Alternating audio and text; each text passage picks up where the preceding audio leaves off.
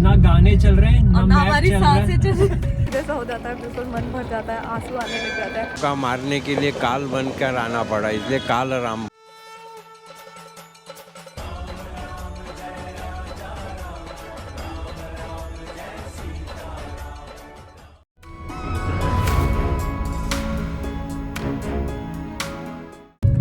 यार अभी जो हमने एरिया पार किया है ना, वहाँ ना मतलब नेटवर्क था, ना गाने चल रहे हैं, और ना ना मैप हमारी चल रहा सांसें है, चल रही।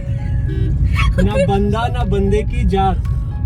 मतलब दंडक वन के बारे में हम पढ़ के आए थे कि ऐसा डरावना वन है, ये है वो है। मतलब हमें लगा था कि उस टाइम पे डरावना होगा, भाई वो अभी भी उतना डरावना है। हम दिन में वहां से निकले हैं इसीलिए कि दिन में ही जाएंगे, हम ये प्लान कर गए थे।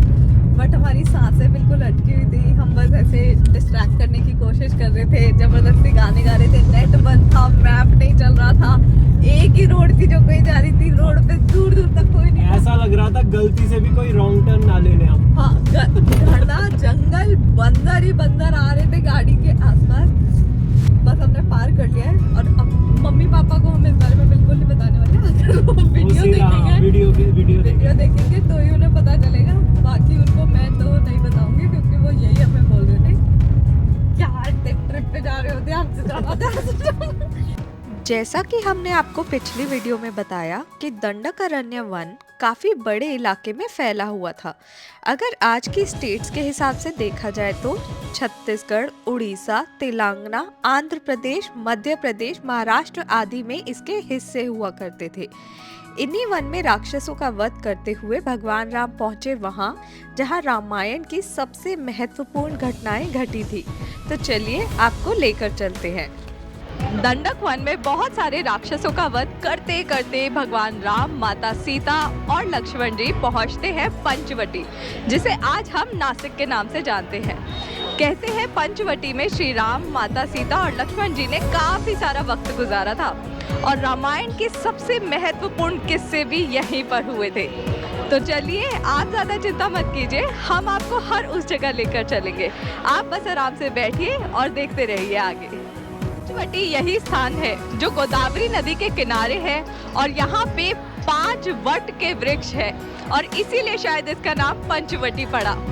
पंचवटी में ही भगवान राम ने माता सीता और लक्ष्मण जी के साथ अपनी कुटिया बनाई और यहीं पर वो काफी वक्त तक रहे थे। इस जगह पर आज भी वट के वृक्ष है जो बहुत ही बड़े और प्राचीन हैं। इन्हीं वृक्ष के आसपास ही वो सारी जगह है जहाँ भगवान राम रहा करते थे। हमारे ठीक पीछे सीता गुफा है जहाँ पर माता सीता का अपहरण हुआ था। चलिए अब हम आपको सीता गुफा की ओर लेकर चलते हैं। सीता गुफा वो जगह है जहाँ माता सीता महादेव की आराधना किया करती थी। सीता गुफा में अंदर जाने के लिए काफ़ी लंबी लाइन थी और काफ़ी ज़्यादा भीड़ भी। अभी हम लाइन में लगे हुए हैं सीता गुफा जाने के लिए। इसके बारे में डिटेल्स में मैं अभी आपको बताऊंगी, क्योंकि फ़िलहाल बहुत भयंकर लाइन है। तो बस हमारी पहली जगह है जहाँ भीड़ बहुत ज़्यादा है। बहुत ज़्यादा भीड़ मिली है। वैसे तो ये अच्छी बात है, क्योंकि अभी तक हम यही गुस्सा कर रहे थे कि यहाँ लोग नहीं आते। हम ग्लैड कि यहाँ के बारे में लोगों को थोड़ा पता है। अंदर मंदिर के परिसर में कैमरा ले जाना अलाउड नहीं था। मंदिर के अंदर बहुत छोटी छोटी गुफाएं थी जहां आप अंदर राम दरबार के दर्शन भी कर सकते हैं। तो मुझे तो घबराहट होती है गुफाओं से, बट जो गुप्त गोदावरी वाली गुफा थी ना वो थोड़ी सी बड़ी थी, तो I manage to go inside. But ये वाली जो गुफा थी बहुत ज़्यादा छोटी सी एंट्री थी, घुटने पे बैठ के लोग सरक के जा रहे थे। मेरी देखते ही मुझे रियलाइज़ हो गया कि मैं नहीं जा पाऊंगी। प्लस अगर खाली होता ना तो मैं चली जाती, बट बहुत ज़्यादा भीड़ थी। मतलब अभी भी मेरे पीछे आप देख सकते हो लाइन लगी हुई है लोगों की और सब ठुस के जा रहे हैं। सो आई डिसाइडेड कि मैं नहीं जा रही, क्योंकि मुझे बहुत सफोकेशन होती है। सो आई एम वेटिंग फॉर हर्ष। मैं बाहर आ गई हूँ, हर्ष का इंतज़ार कर रहे हैं।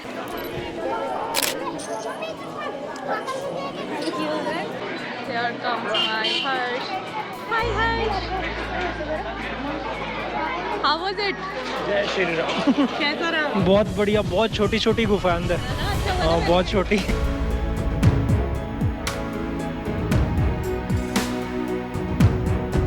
सीता गुफा से बिल्कुल जरा सी दूरी पर ये स्थित है कालाराम मंदिर। कालाराम मंदिर के पीछे भी एक बहुत इंटरेस्टिंग कथा है जिसके बारे में मैं आपको बताऊंगी। कहते हैं कि यहीं पर एग्जैक्टली इसी जगह पर भगवान राम ने माता सीता के लिए कुटिया बनाई थी और उन्होंने यहीं पर निवास किया था। उसके अलावा अब बात है कि काला राम नाम कैसे पड़ा। कथाओं की माने तो भगवान राम पूरे नासिक में जब राक्षसों का वध कर रहे थे तो यहाँ पे उन्होंने काला रूप धारण किया था और इसीलिए इस मंदिर का नाम काला राम मंदिर पड़ा। में दंडकारण्य था। दंडकारण्य में भगवान ऋषि जब वनवास के लिए आए तो इसी जगह पे ऋषि मुनि यज्ञ यागादिक कर्म करते थे, लेकिन ये राक्षस भूमि थी, ये राक्षस विघ्न लाते थे। इसलिए राम जब वनवास के लिए इसी जगह पे पंचवटी में आए तो राम जी को, लक्ष्मण जी को ये ऋषि मुनि ने यज्ञ की रक्षा करने के लिए बोला था। राक्षसों का मारने के लिए काल बनकर आना पड़ा, इसलिए काल राम बोलते हैं।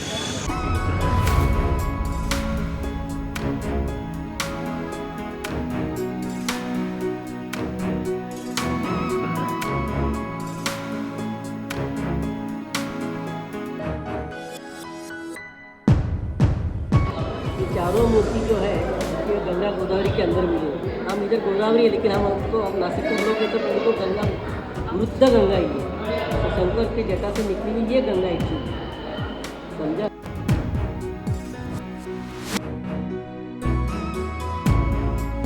जिस भी वक्त मैं किसी जगह पर पहुंच रही हूँ वहाँ के बारे में कुछ डिटेल्स पता चल रही है। मंदिर में जाते ही मतलब मेरा पता नहीं क्या रोने जैसा हो जाता है, बिल्कुल मन भर जाता है, आंसू आने लग जाता है और कंट्रोल नहीं रहा इस चीज़ पे। तो अब मैं कंट्रोल भी नहीं कर रही। जैसे ये लड़का आपको दिख रहा है खोया हुआ हम दोनों सच में होते जा रहे हैं। आई जस्ट होप कि ये जो फीलिंग है, ये जो भावनाएं हैं, ये आप तक भी वैसे ही पहुँचे जैसे हम पहुँचाना चाहते हैं। जय श्री राम।